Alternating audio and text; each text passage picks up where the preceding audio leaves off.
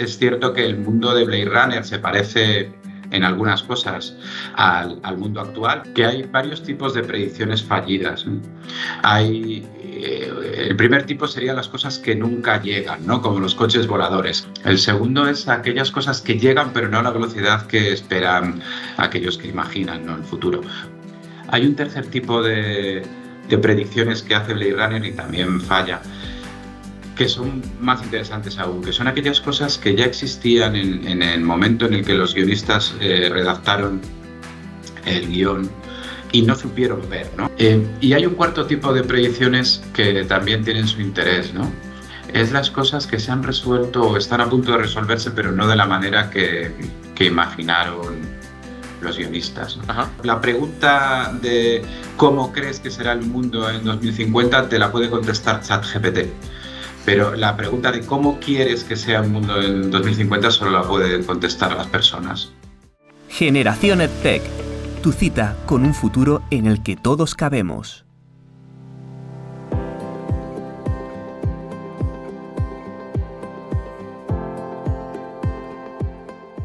La sociedad de hoy se enfrenta a grandes retos que desde luego te sonarán familiares. Desempleo juvenil, retroceso en el acceso y la calidad a los servicios públicos, creciente desigualdad y polarización de, prácticamente todo. Es en este contexto en el que no pocas personas se erigen y defienden a la tecnología como solución para mejorar no solo la economía de los países, sino a la sociedad en su conjunto y sí, también mejorar tu día a día. En esta lucha se encuentra la Fundación COTEC, cuyo objetivo es impulsar la innovación como motor del desarrollo económico y social. En otras palabras, poner la tecnología y la innovación al servicio del ciudadano. Hoy tenemos el placer de saludar a su director general, Jorge Barrero, divulgador científico y especialista en la transferencia tecnológica para la participación ciudadana. Jorge, muy bienvenido a Generación EdTech. Pues muchísimas gracias por hacernos hueco en vuestro interesante espacio. La verdad es que, como comentábamos un poco fuera de micro, el investigar sobre vosotros ya da para una charla de varias horas porque sois muy inquietos y hacéis un montón de proyectos, ¿no? Pero bueno, yo quería arrancar un poco esta conversación contigo, Jorge, hablando de esa definición de innovación, que de hecho creo que te va a sonar porque es vuestra, ¿no? Aquí dicen, en la web de Cotec dice, innovación es todo cambio, no solo tecnológico, basado en conocimiento, no solo científico, que genera valor, no solo económico. A ver, Jorge, ayúdanos a comprender el término innovación porque parece que se usa muy a la ligera y a lo mejor no tenemos muy claro qué es y qué no es innovación. Bueno, en realidad quizá deberíamos usarlo incluso más todavía, porque como se deduce de nuestra definición, la innovación no es no es nada exótica ni elitista, es un proceso que diría que es seguramente de las pocas cosas que nos distinguen del resto de los animales, ¿no? La posibilidad de provocar cambios que no sean espontáneos, aleatorios, sino que sean cambios que nacen de una reflexión, ¿no? Y además cambios, en el caso de la innovación, pues que demuestran un valor de alguna naturaleza, ¿no? Nosotros lo que intentamos con esta definición tan amplia es precisamente acercar la innovación a las personas y a las organizaciones de todo tipo. La innovación a veces se asimila a la tecnología, pero ni toda la innovación es tecnológica, ni toda la tecnología tiene por qué ser innovadora, ¿no? Podemos hablar sobre esto también a lo largo de nuestra conversación, ¿no? Pero quizá antes de hacerlo, y para que no se me olvide, me gustaría hacer un comentario sobre tu propia entrada, ¿no? Sí. Cuando hablamos de que la innovación puede ser una solución a los problemas y a la creciente polarización, evidentemente la innovación es una herramienta que podemos utilizar para resolver problemas y para luchar contra las desigualdades, pero también hay que pensar que la innovación es un generador de desigualdad en sí misma, porque siempre hay una diferencia entre quienes generan el conocimiento, quienes lo poseen, quienes tienen acceso a él en alguna medida y el resto de la humanidad. Y esto es así desde el principio de nuestra especie, ¿no? Desde que no sé, el primero de nuestros ancestros talló un hacha de piedra, tuvo una ventaja que en el mejor de los casos esa ventaja la utilizaría para alimentarse mejor, ¿no? Para poder Ujú. cazar y probablemente la historia es un poco Diferente. más cruda, ¿no? Seguramente acabaría usándolo como un arma para enfrentarse a otro individuo de su especie, ¿no? Entonces, esta idea de que la innovación tiene una relación dual con el progreso de las sociedades o con, o con la lucha contra las desigualdades, en esa especie de persecución permanente de la utopía, ¿no?, que tiene el ser humano, pues tenemos a la innovación que presenta dos caras. Es la Ujú. herramienta más poderosa para vencer las barreras, pero también es un factor que hay que tener en cuenta a la hora de estudiar las desigualdades. De hecho, el Premio Nobel de Economía, el reciente Premio Nobel de Economía, Acemoglu, es un experto precisamente en explicar cómo esa innovación en manos de determinados poderes puede provocar una mayor desigualdad. Entonces, en todo caso, nosotros tenemos una visión netamente positiva de la innovación porque, de hecho, insisto en que es aquello que nos hace lo que nos hace humanos, lo que nos Ujú. distingue del resto de los animales, y hay que trabajar para que esas brechas que se abren cada vez que hay un nuevo descubrimiento, pues sean temporales y limitadas, ¿no? También desde el punto de vista geográfico, cuanto más temporales y más limitadas sean, mejor. Tenemos que Ujú. trabajar para extender la innovación y para luchar contra esa tendencia natural a que se generen nuevas brechas. Claro, la innovación como un arma bien empleada para el conjunto de las sociedades, ¿no?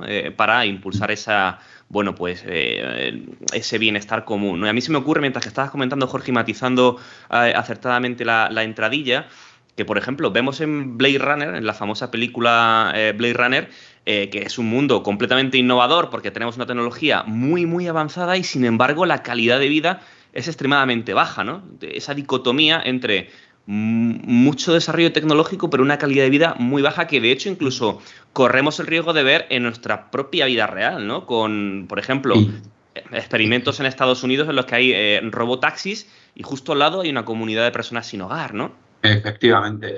Y además me encanta que cites Blade Runner porque es una película que yo, aparte de que personalmente es una de mis películas favoritas, es una película que yo utilizo mucho para explicar el valor relativo que tienen las predicciones tecnológicas, ¿no? Claro. Y es cierto que el mundo de Blade Runner se parece en algunas cosas al mundo actual. Pensemos que Blade Runner está... O sea, habla de un futuro que ya es pasado para nosotros, porque la película sucede en 2019, o sea que estamos ya por delante, ¿no?, de Exacto. Blade Runner. Y cuando tú analizas ese futuro, bueno, o incluso el pasado de 2019 con el que imaginaban los guionistas, pues Ujú. descubres que hay varios tipos de predicciones fallidas, ¿no? El primer tipo serían las cosas que nunca llegan, ¿no? Como los coches voladores, que están en la literatura desde, pues como mínimo, Julio Verne y probablemente Sí. antes, ¿no? De hecho, antes de que hubiera sistemas de locomoción con motorizados, pues ya había,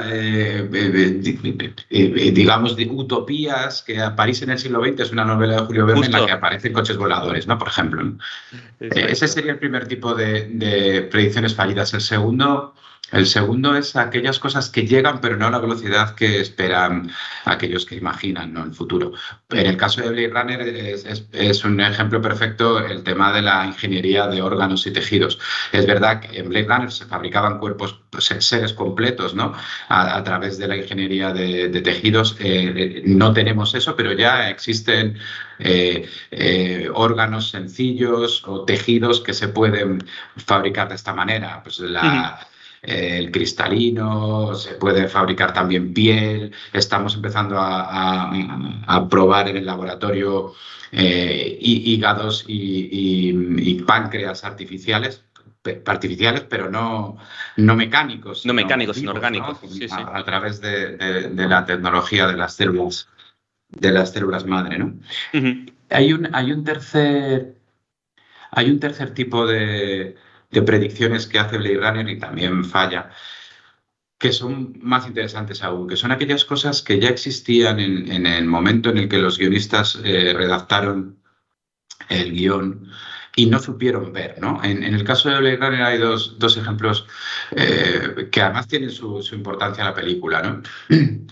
El primero es pues la telefonía móvil. Hay una escena en Blade Runner donde el protagonista Ujú.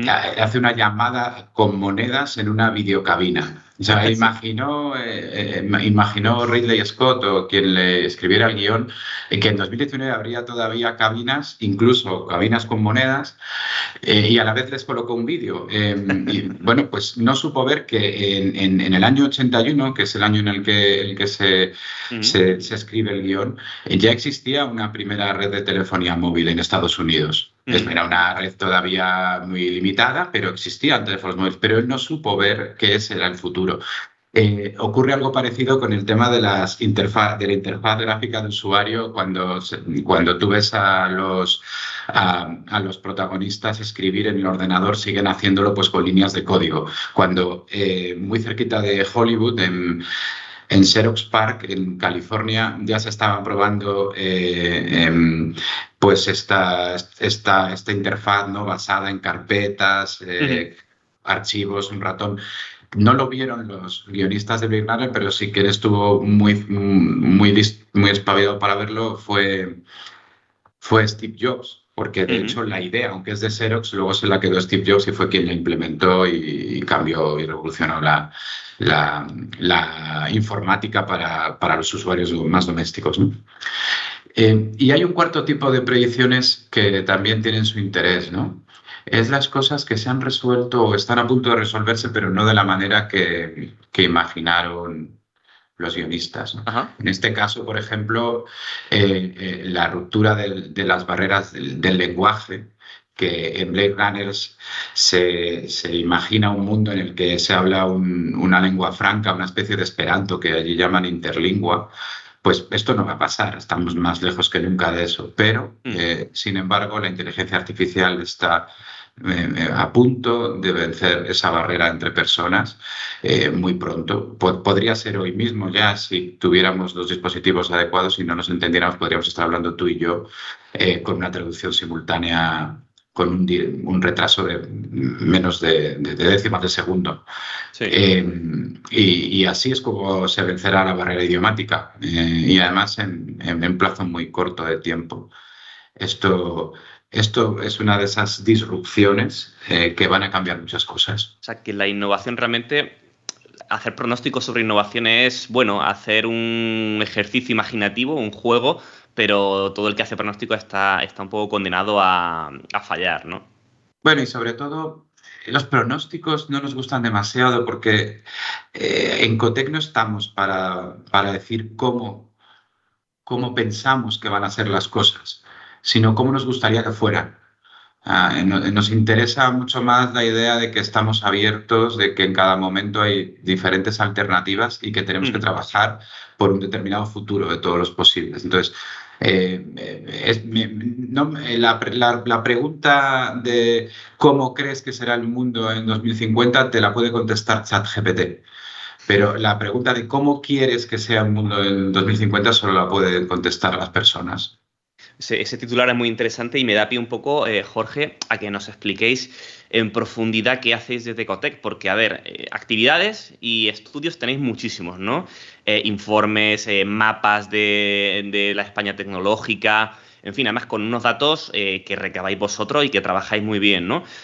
Píntanos un poco la actividad para quien no conozca la Fundación Ecotec, cuéntanos un poco cuál es el eje fundamental y las principales actividades que hacéis. Bueno, hemos empezado la conversación hablando de nuestra definición de innovaciones. Es una definición a la que hemos llegado hace solamente 10 años.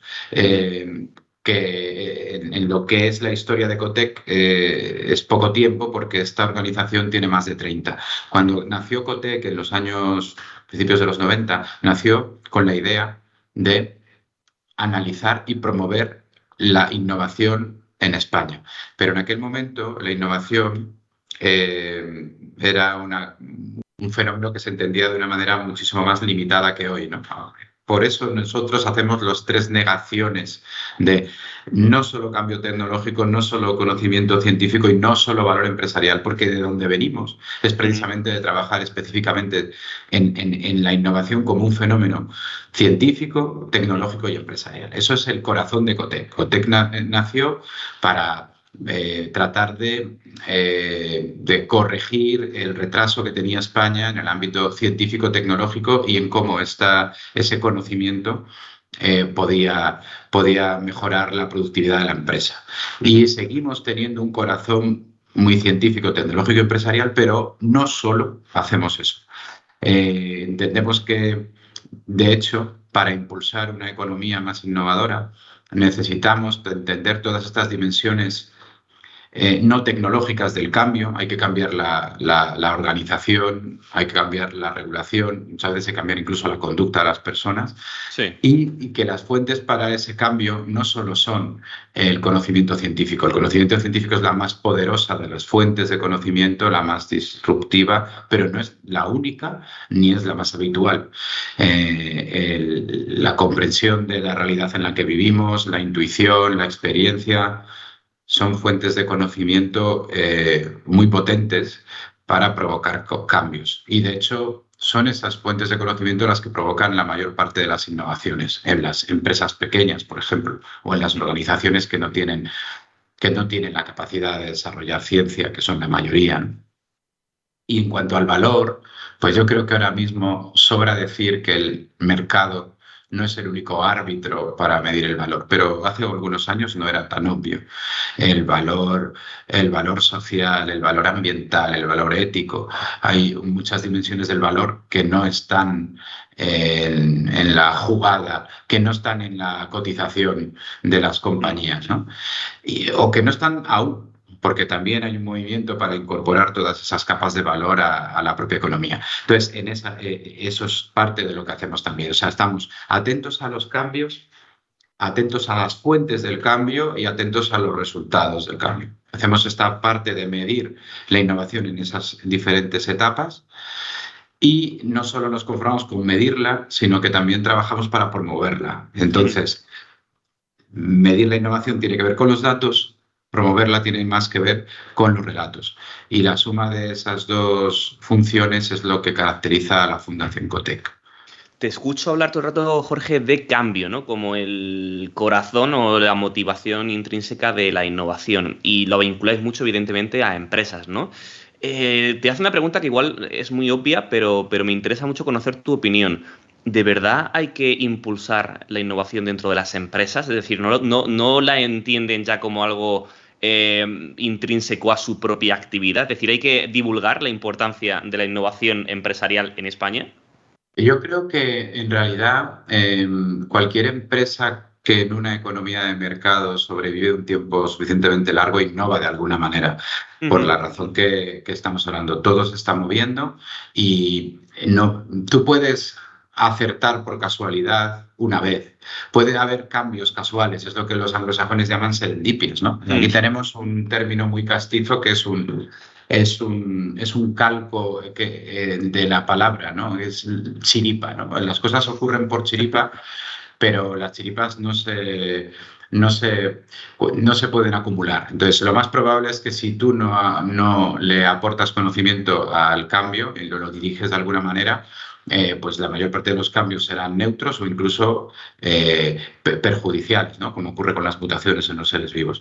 Entonces, una empresa que subsiste de alguna manera está innovando. Lo que pasa es que a veces captar esa innovación no es fácil. De hecho, los que nos dedicamos al análisis de la innovación tenemos un trabajo que se parece bastante al de los astrónomos. O sea, nosotros no sabemos lo que hay dentro de las estrellas.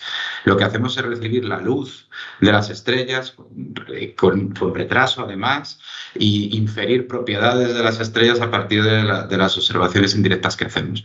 Entonces, tienes toda la razón. La mayor parte de las empresas innovan de alguna manera. Puede haber situaciones de pseudomonopolio donde esto no es así, o de monopolio real. O sea, tú puedes decir, hombre, tengo un bar en mi pueblo que es el único bar en 1 hora a la redonda.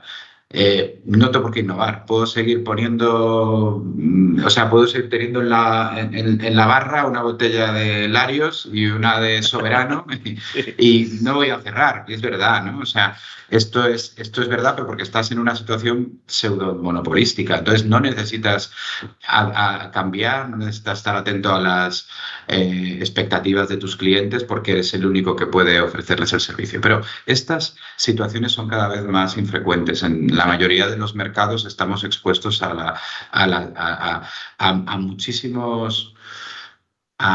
muchísimas fuerzas que te obligan a moverte, ¿no? Tus clientes, a veces son tus proveedores, a veces son los reguladores que te exigen, pues, cada vez un mayor, no sé, compromiso medioambiental, o te exigen el cumplimiento de determinadas normas que te obligan a cambiar la manera de hacer las cosas. Entonces, no se trata tanto de saber quién innova o no, porque insisto que la mayoría de las organizaciones innovan de alguna manera. También la mayoría de los individuos cambiamos tras la reflexión. O sea, nosotros cambiamos como seres vivos porque envejecemos, pero también hay innovaciones a nivel individual que tienen que ver, oye, yo me he estado dando vueltas a lo que estoy haciendo, no me funciona y voy a probar otra cosa, ¿no? Eso también es una innovación a nivel personal, ¿no?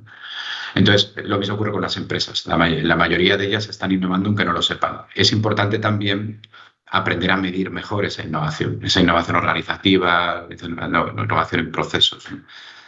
La más fácil es la tecnológica, pero insisto en que no es la más frecuente.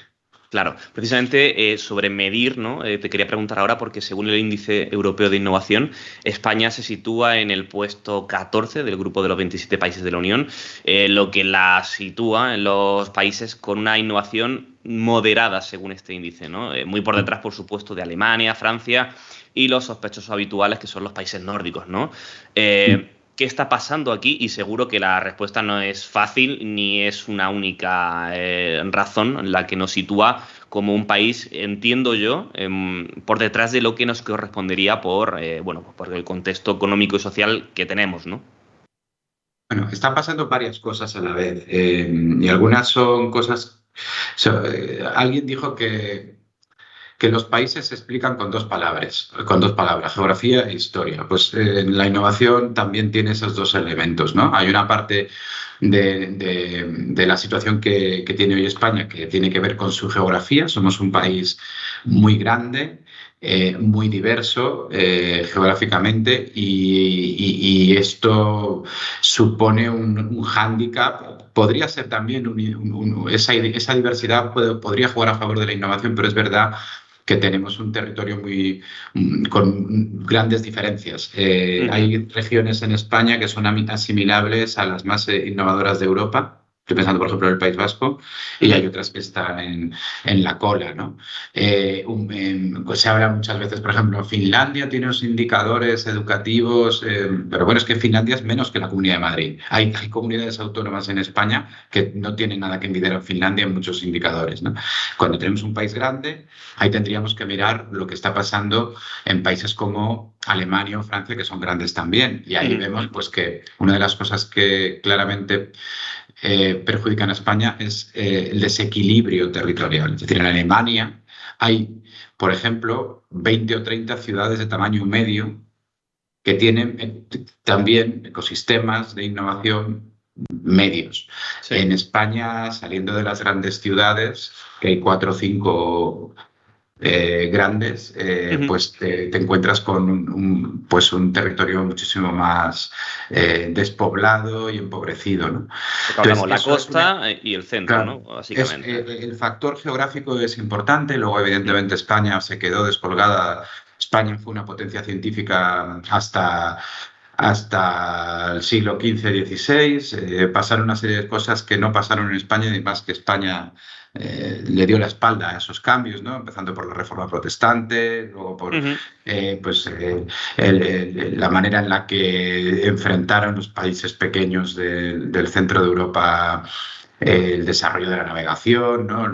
Donde pues, de repente España desaparece, ¿no? O sea, España tiene un imperio que va cayendo, mientras que porque ese modelo ya no funcionaba, y mientras que países como Holanda o Dinamarca pues, desarrollaron una banca para financiar los grandes viajes, todo ese desarrollo de un sistema financiero más moderno, esa visión más moderna del mundo, facilitó el desarrollo de la ciencia en esas zonas y posteriormente el de la tecnología, ¿no?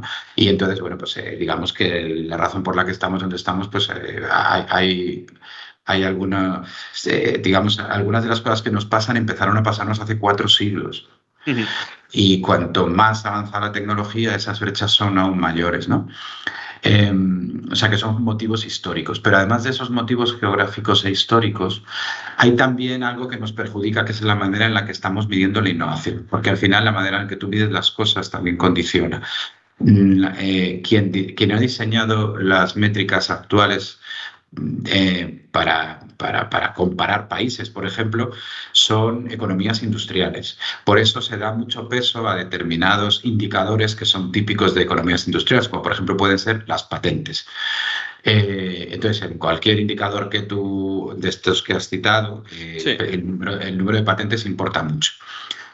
En una economía donde el peso del sector servicios es tan grande como en la nuestra, e incluso te diría en economías de ámbito digital, o sea, donde lo digital pesa mucho, pues la patente pierde relevancia. Sin embargo, cuando haces estas comparaciones entre países, sigue siendo como fundamental. Y lo mismo te podría decir de otros muchos indicadores que se utilizan para comparar países. Pero bueno, es verdad que nosotros también queremos, y sobre todo ahora, incluso diría que más que hace unos años, queremos tener esa soberanía industrial y tecnológica, ¿no? Que parece que es clave. Entonces, bueno, pues es verdad que si queremos tener esa soberanía, tendremos que reindustrializar nuestro país y tendremos que hacer que las industrias que se implanten y las que aún tenemos sean más innovadoras. O sea que no estoy poniendo disculpas porque Sí.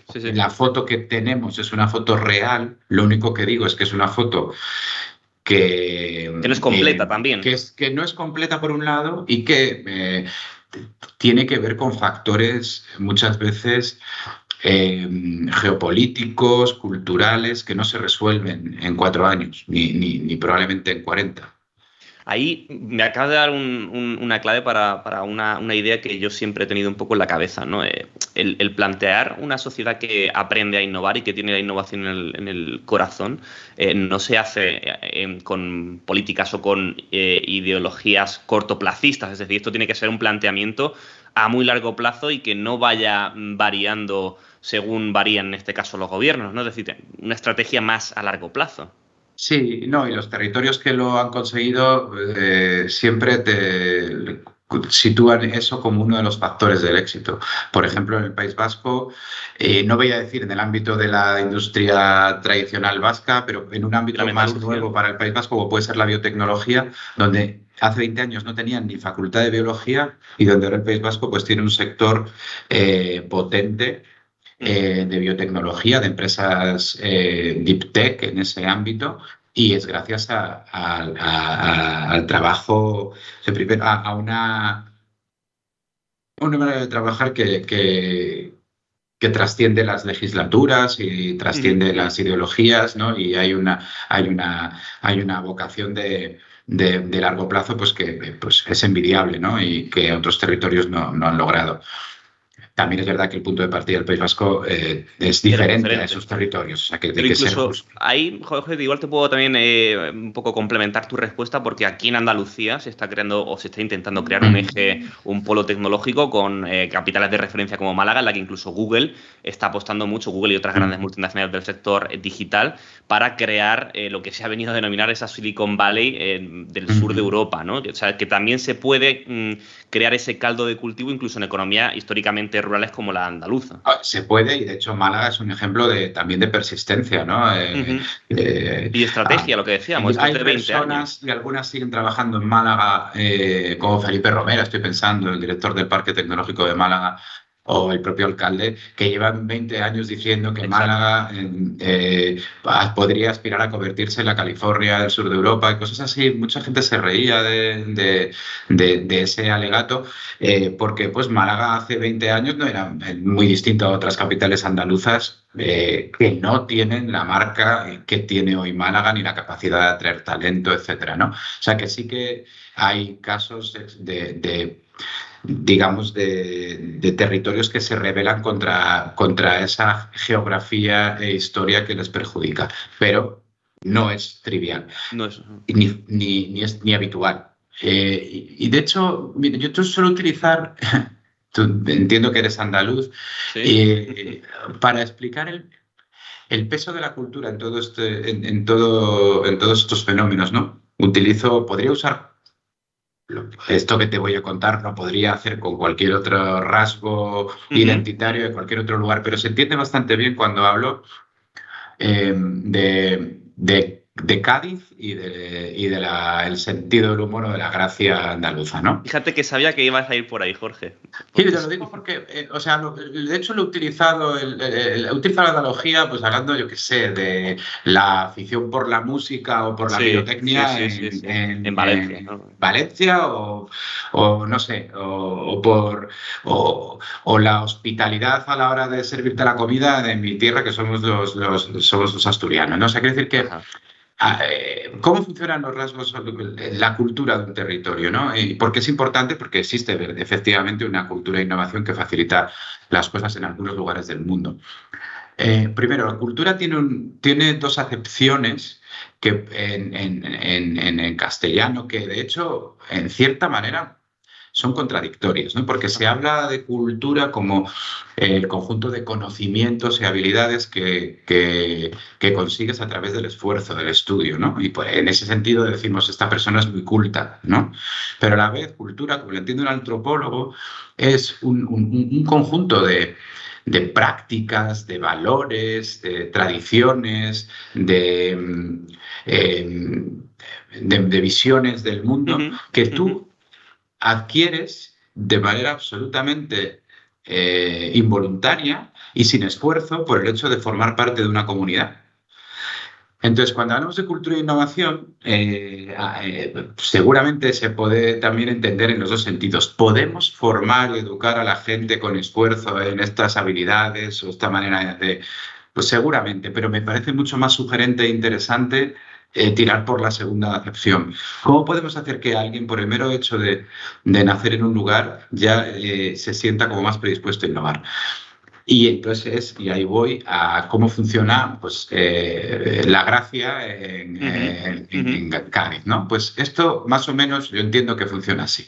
Si tú naces gracioso en Cádiz, naces en el mejor lugar del mundo para ser gracioso. Vas a ser fácilmente reconocido como un líder de la comunidad, vas a tener una posibilidad de éxito, pues porque ese factor, esa gracia innata, está en el mejor caldo de cultivo para prosperar, ¿no? Sí. Pero si tú naces normal en Cádiz, que es lo que nace, en la condición en la que nacerán la mayoría de los gaditanos, que no hay un gen para la gracia y si lo hay no está más representado en Cádiz que en otros lugares. Si tú lo haces normal en Cádiz, ¿qué vas a encontrarte? Pues vas a tener un incentivo para, ser un poco más gracioso de lo que eres, vas a tener un roles a los que seguir y vas a entender que ese esfuerzo que tú haces por ser más gracioso te va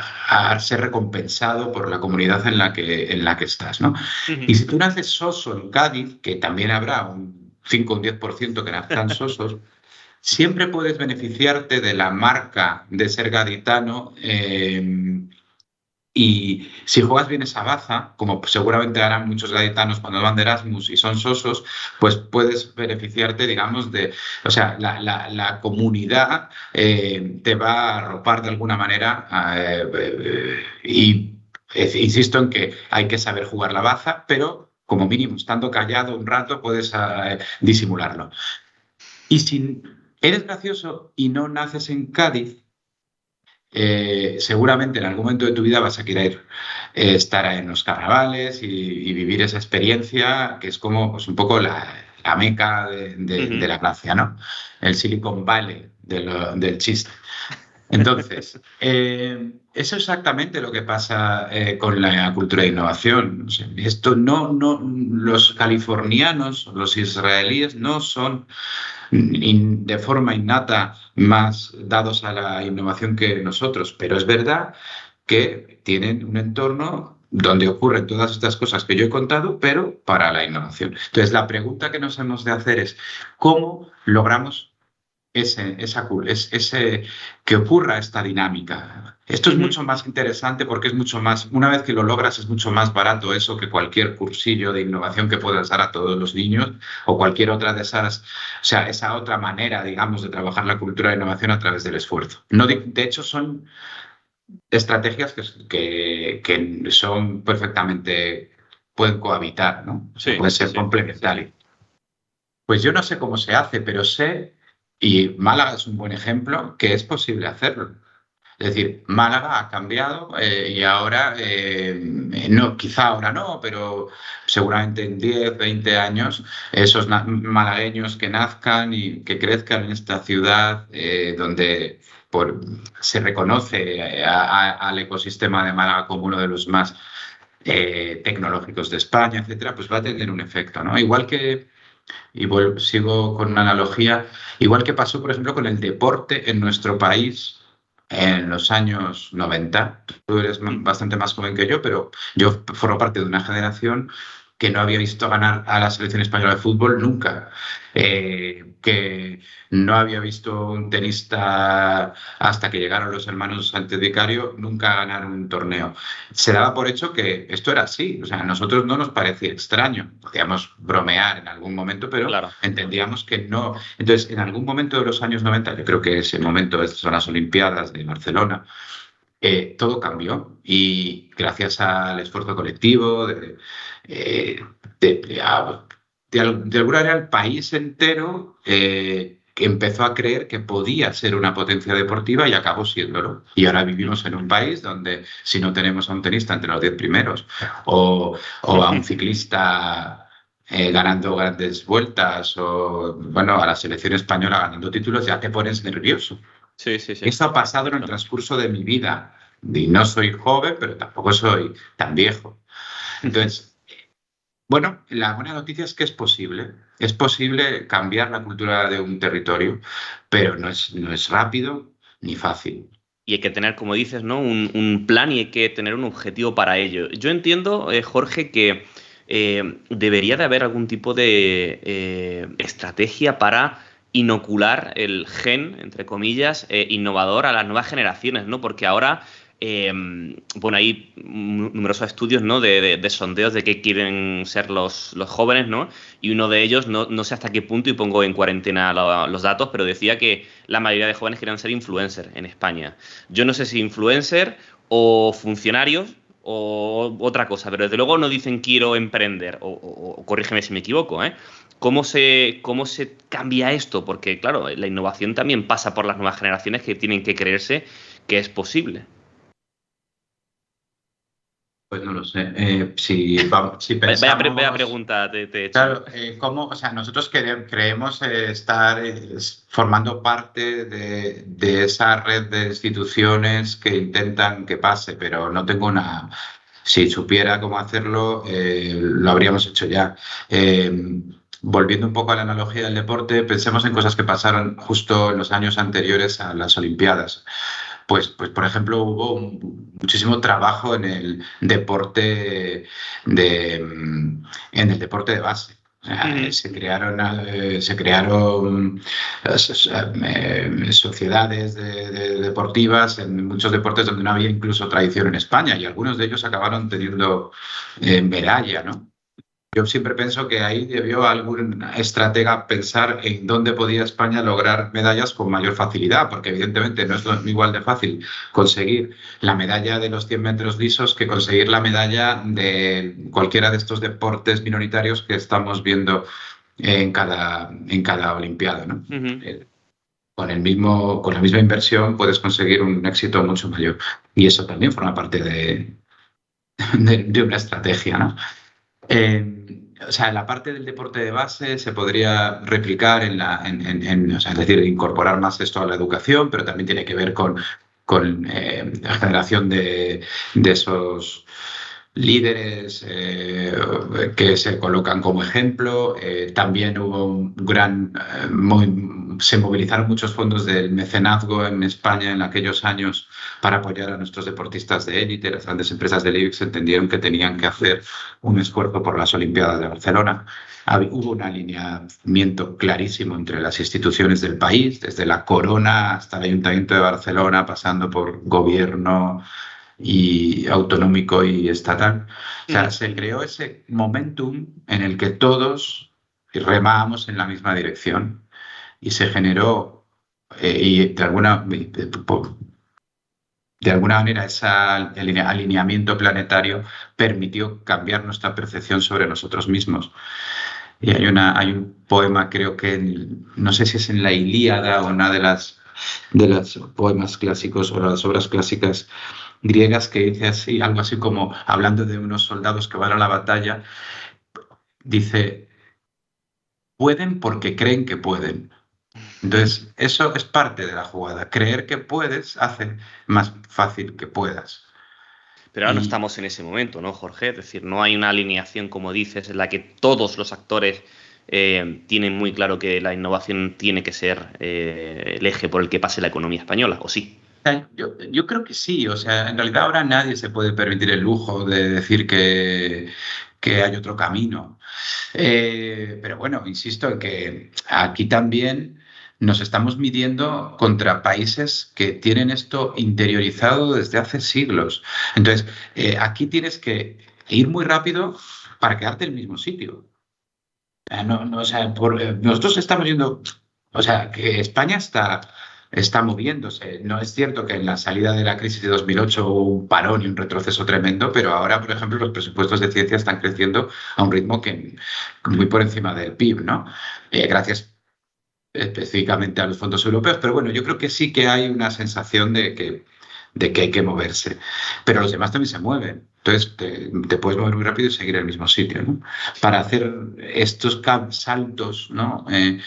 Pues hay muy pocos países que lo hayan logrado. Diría que el único del tamaño de España es Corea. Corea pasó del Justo. subdesarrollo a ser una superpotencia.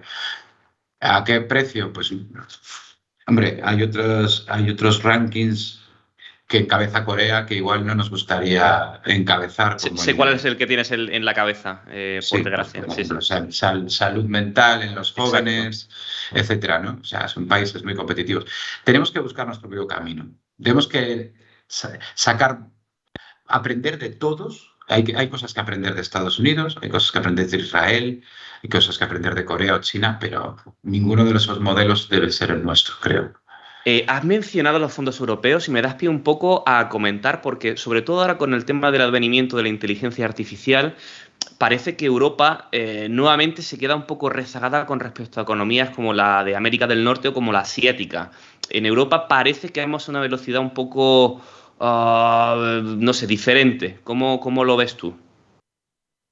Pues es así. El tema, pero lo que pasa es que no tiene tampoco una respuesta sencilla o una solución sencilla, porque la solución no puede ser movernos demasiado hacia el modelo chino, que es envidiable en cuanto a su capacidad para planificar y cumplir Claro, los para proyectar a planes, pero largo no plazo. tanto a la hora de proteger las libertades individuales, ¿no?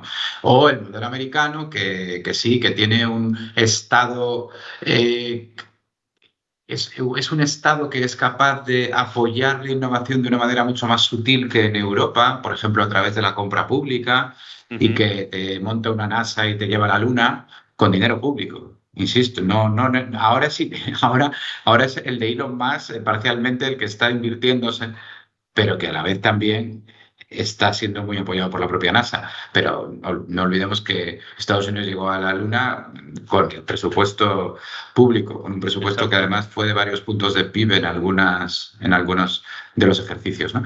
Entonces,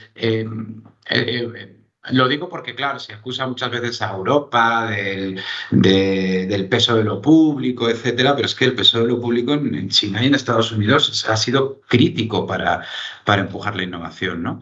Ujú. Yo estoy seguro de que se pueden hacer mejor las cosas en Europa y no sé si debería regularse menos, pero sí debería regularse de forma más inteligente. Eh, pero también insisto en que la solución no pasa eh, por aproximarnos a modelos que a los que yo personalmente no me gustaría pagar. Yo no quiero parecerme. O sea, a mí te puedes quejar mucho de Europa y yo me quejo y escucho muchas quejas. Pero la pregunta es, ¿dónde tú quieres que vivan tus hijos? ¿En Estados Unidos? Donde te montas en el autobús que te lleva a Nueva York, la primera vez que yo viajé ya hace muchos años El a Estados Greyhound, Unidos, ¿no? y te encuentras a un señor que conduce el autobús que, no sé, quizá tenga 60 años, pero tiene el aspecto de tener 80, no mueve bien una mano y sigue trabajando. Tienes cruzas, vas a Silicon Valley, como tú dices, o comentábamos antes, y sales de las calles del barrio donde viven todos esos hombres y mujeres exitosos y te encuentras con una situación de personas sin hogar, personas totalmente abandonadas, ¿no? por la sociedad, ¿no? Hmm. O vas a China y, bueno, en fin, pues ves un poco cómo funciona ese régimen colectivista, ¿no? El control absoluto, claro. Entonces, bueno, pues dime dónde quieres que vivan tus hijos. Pues esa es la pregunta. O sea, luego otra cosa es cómo lo conseguimos, a qué precio y cuánto tiempo vamos a podernos permitir este oasis de Ujú. derechos y libertades que ha sido Europa estos últimos 50 años, que tampoco llevamos tanto siendo. ¿Podemos Claro. permitirnos los 50 años más? No lo sé. Pero bueno, fustigarnos permanentemente como si fuéramos el tercer mejor lugar del mundo, no, pues que yo creo que en términos de en muchos sentidos somos el mejor. Ujú. Ujú. No sé, quizá Canadá. No tengo, la verdad que no conozco mucho Canadá. De cualquier manera, como dices, ¿no? Tendríamos que buscar nuestra propia fórmula porque, bueno, al final también lo que tú decías, la cultura, y Europa es una región de culturas, tendríamos que buscar nuestra propia forma de innovar sin, por ejemplo, como decían algunos, ¿no? Desregularizar absolutamente todo para que Mm. valga cualquier cosa, ¿no? Aquí ya por ir un poco cerrando conversación, Jorge. Hablábamos antes de la importancia de la educación, ¿no? Y no me quería dejar fuera de esta conversación ese interesante estudio, encuesta que habéis lanzado sobre la percepción social de la innovación educativa en España. Mm. Eh, por un lado, me han sorprendido ciertos datos o ciertas reflexiones que hace el estudio, porque yo, que hablo con mucha gente del mundo docente, tenía la concepción de que todos entendemos que está yendo muy, muy, muy a peor, cuando en realidad vosotros arrojáis unas cifras que son diferentes, ¿no? No son tan negativas en ese aspecto. No sé, cuéntanos un poco. A ver, en la encuesta, que es la primera vez que la hacemos, pero no es la última porque la hemos incorporado en nuestro calendario de publicaciones, También muestra algunas incoherencias. Las personas al contestar las encuestas, cuando contestamos encuestas, pues a veces revelamos nuestra propia incoherencia, ¿no? Hay Sí. algunos sesgos además muy típicos, ¿no? Siempre esto los sociólogos que están en el mundo de los estudios de opinión, ¿no? Lo conocen bien. Tú cuando haces una valoración del entorno, sueles penalizarlo, o sea, suele ser más pesimista tu visión del entorno que de tu propia situación en él. Es decir, es muy típico que te pregunten, ¿cuál es la situación, puntúa de 1 a 10 la situación de la economía española? Un 4. Puntúe la suya, un 6. Y Ujú. esto a nivel poblacional, pues siempre existe esta disonancia, ¿no? Tú ves las cosas peor o puntúa usted cómo está la educación en España, un 4 y el colegio de su hijo un 7. Pero como todo el mundo lo contesta así, pues podría darse el caso de que fuera algo puntual, pero cuando toda la población contesta sistemáticamente poniendo peor la situación general que la suya particular, es porque hay algo que no está, o sea, hay una de las dos cosas equivocada. Porque lo que no puede ser es que los colegios de todos los demás vayan mal menos el de tu hijo. Está claro. Si contestamos todos, ¿no? Entonces, Mm. bueno, eso se ve en la encuesta, ¿no? Se ve en la encuesta y luego lo que hay es seguramente, una incomprensión o sea, nosotros estamos trabajando para que el término innovación se entienda como hemos hablado al principio de esta conversación, ¿no? Más Pero sigue habiendo holístico. mucha gente que lo asimila a tecnología. Entonces, claro, innovación educativa, mucha gente está pensando en tecnología educativa.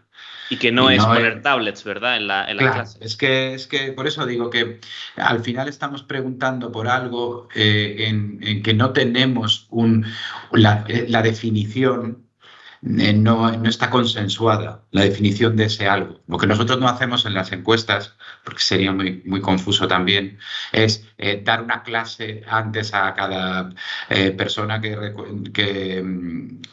contesta la encuesta para explicarle qué entendemos por innovación. Hemos hecho algún experimento en ese sentido, pero no en los estudios poblacionales, ¿no? Ujú. Que justo como Y arrancábamos la conversación, ¿no? Al final es que hace falta definir, ¿no? Lo que es innovación, sí, porque no, creo que hay una gran y luego desconocimiento. fíjate que a ver, hemos hablado de innovación como todo cambio basado en conocimiento que aporta valor, ¿vale? Pero no es lo mismo hablar de innovación en un tornillo, donde tú tienes muy claro las especificaciones que dan la naturaleza de producto de calidad a un Ujú. tornillo, y tienes muy claras las etapas de la producción del tornillo. O sea, un ingeniero sabe qué es un buen tornillo y sabe detallar específicamente todas las etapas para lograr ese tornillo. Eso sería la situación ideal para hablar de innovación, porque puedes saber cómo mejorar, para saber cómo mejorar algo, tienes que saber lo que hace algo, a lo que hace bueno a ese algo, ¿no? Si te vas, por ejemplo, a una cosa intermedia, como puede ser la innovación en sanidad. En sanidad nos encontramos con una situación en la que más o menos hay un consenso sobre lo que es una persona sana. No hace tanto tiempo que lo hay, ¿eh? De hecho, va cambiando el consenso. Sí. Hace, yo sé, 30 años, un homosexual era una persona enferma. Por ejemplo. Ahora sabemos que no. Pero es que hace 100 una persona obesa era una persona A la que que iba estaba bien, bien ¿no? de salud. Entonces, Sí, sí. pero bueno, vamos a pensar que sí, ahora hay un estándar que lo marcaría en este caso probablemente la OMS, de lo que es una persona sana. Vale, sabemos lo que es una persona sana, pero cuesta mucho de definir las etapas, o sea, los procesos que hacen que una persona sea sana. Hay parte que tendrá que ver con la prevención, parte de cómo... Pero incluso dentro de un hospital, detallar lo que le ocurre a un enfermo desde que entra por la puerta hasta que sale es complejo, ¿no? Entonces tenemos una situación intermedia donde sabríamos definir la calidad del producto, si me permites hablar de Ujú. producto cuando hablamos de una persona, Sí. pero sería muy difícil detallar las etapas del proceso que, el- que, es- que necesitamos para lograr ese producto mejorado. En el caso de educación, todavía la cosa es más complicada, porque no conocemos bien las etapas, pero es que ni siquiera tenemos un consenso sobre lo que es un niño bien educado. O sea, aquí, para cada familia, significa una cosa distinta. Habrá familias que entienden que un niño bien educado es aquel que se viste bien, da los buenos días La lista y de los reyes recoge el visigodos, plato. ¿no? Y hay otras familias donde pues, piensan que un niño bien educado es un niño que tenga capacidad de pensamiento crítico, que sea empático, tal. Entonces, hablar de innovación educativa cuando ni somos capaces de definir el producto ni el proceso, pues esto es muy complicado. Yo creo que eso también se ve en las encuestas. Claro, entiendo. Bueno, ese melón es importante. Ya estaré esperando la del próximo año. Me interesará ver cómo vais evolucionando el modelo, ¿no? Ya por un poco por terminar, Jorge, tú que eres un experto, ¿no? Un buen conocedor del mundo de la innovación, no solo tecnológica, para una persona que quiera incorporar ideas o prácticas innovadoras en su día a día, decir, oye, yo me levanto y quiero decir, quiero ser más innovador, ya sea en mi vida personal o en mi vida profesional. ¿Qué idea, qué consejo, qué reflexión le puedes dejar para que alguien incorpore la innovación a su día a día? Vale. Vale, mira, lo que te voy a contar vale para una persona, pero vale para una organización también. Nada, pensemos que innovación es cambio, es conocimiento y es valor. Pero hay cosas que rodean el fenómeno que sin ser el fenómeno tienen que tenerse en cuenta para impulsar la innovación, ¿no? Por ejemplo, hay veces que hay cambio y valor sin conocimiento. Eso es lo que llamamos, lo que hablábamos antes, son cambios Serendipia. aleatorios, es una serendipia. Las serendipias no hay que limitarse a ellas, pero hay que saber aprovecharlas. En la historia de la ciencia, en la historia de la economía, hay muchas casualidades afortunadas que acaban derivando en éxitos. No podríamos decir que son innovaciones, pero han tenido su relevancia, ¿no? A veces también hay cambio y conocimiento sin valor. Nosotros aquí le llamamos ocurrencias. Tú puedes haber estado dándole vueltas a una cosa mucho tiempo y haber propuesto una serie de soluciones que finalmente no funcionan. Las ocurrencias hay que tolerarlas, porque no hay nadie que tenga solo buenas ideas. Las ideas generalmente son malas. Lo que pasa es que algunos las filtramos más o menos internamente o las soltamos. Entonces, hay que tener un modelo que te permita tolerar las ocurrencias, pero no apostar por ellas. Es decir, algo que no funciona, hay que saber identificarlo y matar rápido ese proceso que no te va a llevar a un valor, porque si no lo haces rápido te consume tiempo y recursos de todo tipo, ¿no? Y luego también hay veces hay conocimiento y valor sin cambio. Yo creo que cada vez es más importante lo que llamamos aquí las tradiciones, ¿no? Cada vez es más importante reconocer dentro de nuestra vida, nuestro día a día o en nuestra organización las cosas que están bien como están, que no hay por qué tocarlas, que tienen un valor y suponen un conocimiento en sí mismas. Y ahí yo creo que todos podemos pensar en, no sé, en situaciones en las que eso es así. Yo voy a poner una que he estado usando estos años muchas veces para explicar el concepto, ¿no? Por ejemplo, durante la pandemia, todos recurrimos a Teams, ¿no? Para hablar y mantener el contacto con sus amigos y que hacíamos quedadas y nos tomábamos unas cervezas unos delante de la pantalla y demás. Bueno, eso es una solución que temporalmente funcionó y nos permitió seguir. Pero no conozco a nadie que celebre su cumpleaños por Teams ahora mismo. O sea, tú te bajas al bar o al parque o donde te apetezca o donde te guste y entonces eso pues claramente estaba bien como estaba. Y esto cada vez es más importante, ¿no? Ver qué cosas debemos preservar a nivel individual y colectivo, libres de innovación, porque no todo tiene por qué cambiar. Yo creo que ese es el último mensaje con el que me gustaría que te quedaras, ¿no? El último titular que me esperaba yo de ti era no todo tiene por qué cambiar. Qué bueno, qué interesante. No. Bueno, Creo que hay pues cosas que están bien como están. me encanta esa idea también, Jorge, de defender un poco pues lo que se ha venido haciendo bien y no por la moda de cambiarlo todo o de echarlo abajo para cambiar. Hay que sustituirlo, ¿no?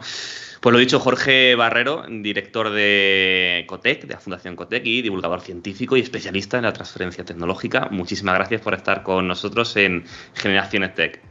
Pues nada, muchísimas gracias a vosotros por la invitación. Y por la maravillosa labor que hacéis, que es súper interesante seguiros en el día a día. Pues muchas gracias también por tus palabras, Jaime.